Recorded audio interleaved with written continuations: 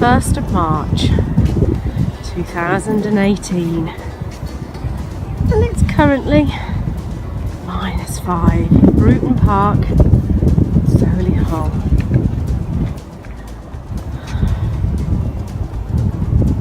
The dog's looking for shelter.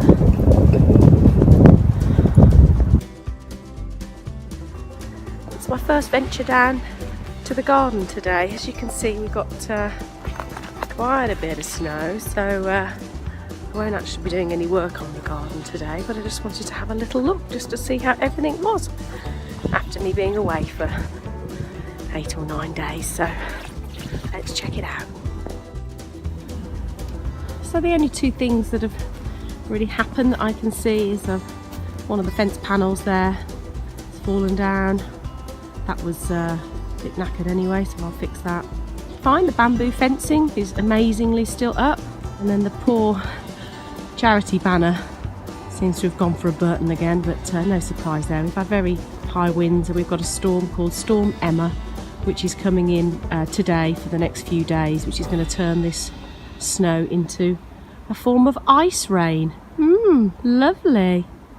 Day 49.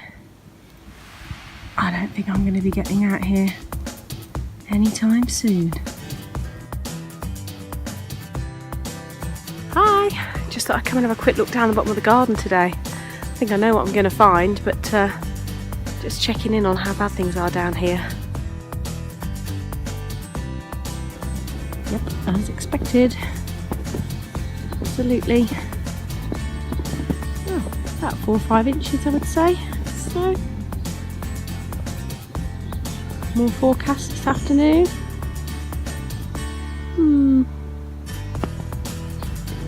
Not a lot to do really, other than to play in it, I suppose.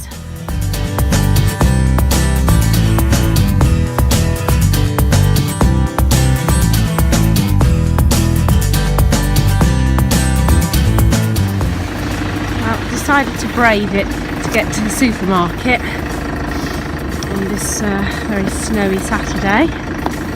Stupidly, I've run out of certain supplies, and it was not a life and death situation. I've heard there's more snow on the way tomorrow, so just maybe think if I can get out now, I can stock up with all of everything I need.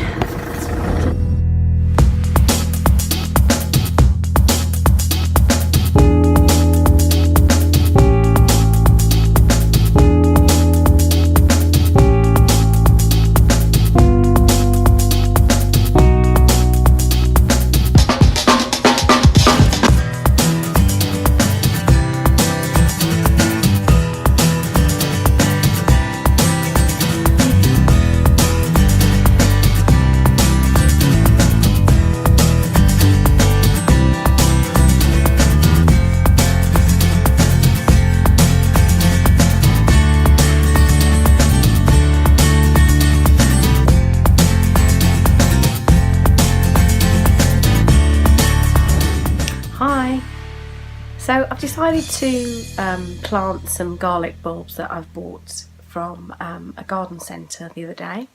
The snow is on its way out in the Midlands, but I've still decided to go with starting these off indoors. Taken some tips from some of my fellow YouTube gardeners and seen that lots of people do keep them indoors to give them a good start. So that's what I'm going to do. These are the ones I've bought from Taylor's, £2.99 for 3 bulbs. Strong in flavour.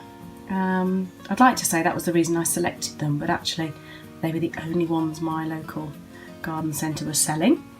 And also the fact that they say that they're a good storer, because there's only me and my daughter that live together, so we don't get through shed loads of garlic. And I'm going to stagger how many I actually put into the trays today, as I don't want too many being harvested at the same time. So let's get cracking. Anyway, I'm getting the bulb here, gently splitting it so that I've got the individual bulbs, which is proving very difficult. I don't want to damage it. Oh dear, I really don't want to force this. Oh, there we go. There's one. Oh, there's two. And as you can see, some of this is already starting to sprout. I don't know whether that's a good thing or a bad thing. Okay, starting to be a bit easier now. Some nice big ones mixed with some small ones here. Okay, let's get potting. So what I've started to do is dig little holes for these garlic bulbs. Apparently you don't cover them as such. You just kind of place them in some little holes, and then they should start sprouting up. As I say, this is the first time I've ever grown garlic. In fact, I haven't done much growing at all, ever. I did some tomatoes last year, which were a total success, albeit I did plant them rather late. Push that down there. I did some potatoes last year, which were also a reasonable success, I thought. And yeah, I grew some herbs last year, and did the usual sort of, you know, spring pots. But as far as vegetables are concerned, actually I've barely grown much before. In my old house, which had a seriously beautiful cottage garden, we're talking nearly 10 years ago now, I did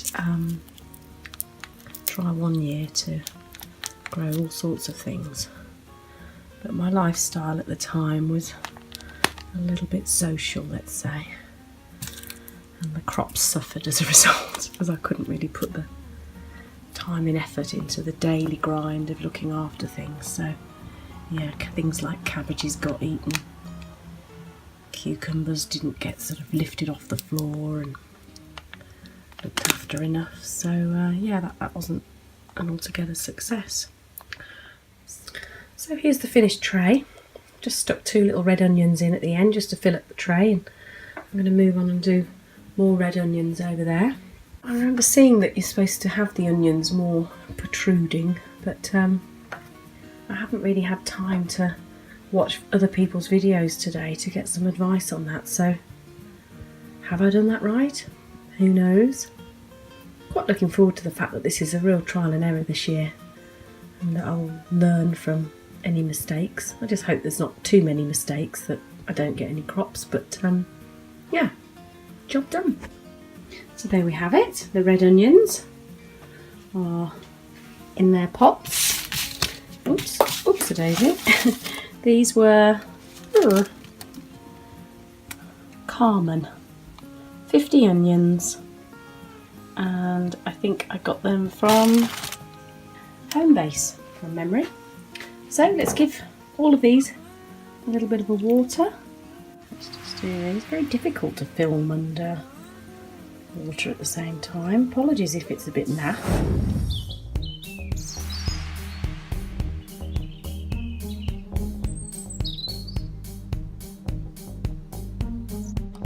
Well, finally the snow has gone and the sun's back out, and it certainly has a sniff of spring in the air.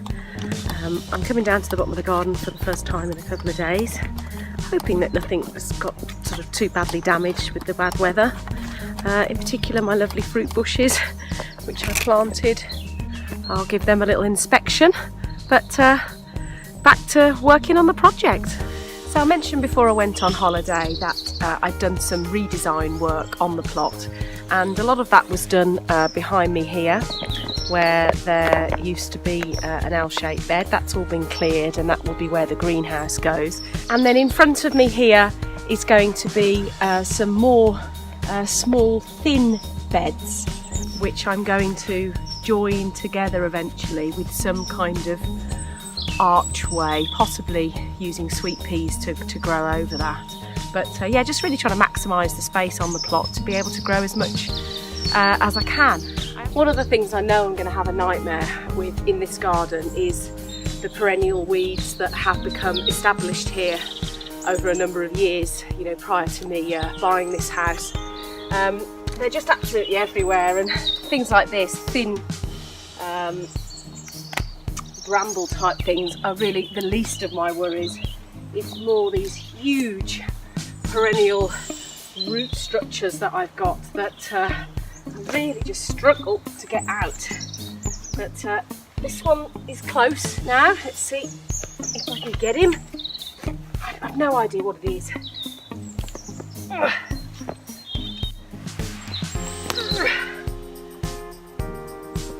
Oh gosh. So there we go. Anyone know what that might have been?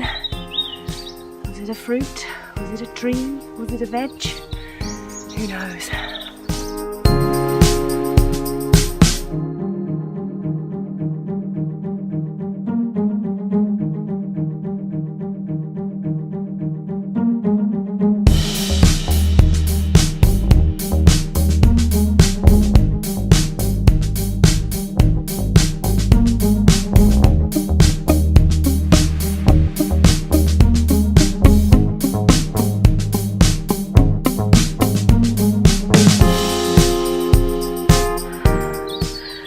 Well, I know I probably sound like a complete garden bore, but I've just started raking with my claw rake the area where the greenhouse is going to be, and the soil is absolutely beautiful. It's sort of defrosted into this, well, it's just a zillion times better than it was before.